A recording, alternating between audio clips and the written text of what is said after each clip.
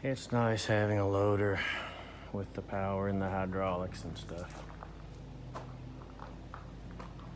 Because sometimes gotta lift some stuff up.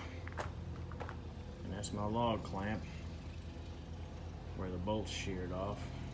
I explained in my last video to where this bottom piece was hanging too low and hit the driveway and sheared some bolts. So now,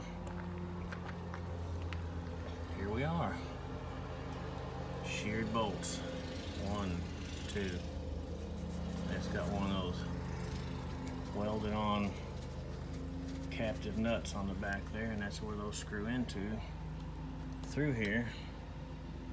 That confused me because I saw the square holes that were broached for carriage bolts. See?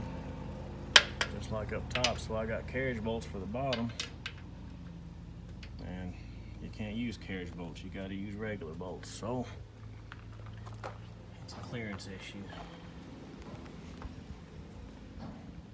See this side where the captive nut is, there it is. There's a pin and stuff here that gets in the way. You can't put a nut on there, so we're gonna have to get those out of there. And I don't know if I brought the tools to do that. I was not anticipating this, so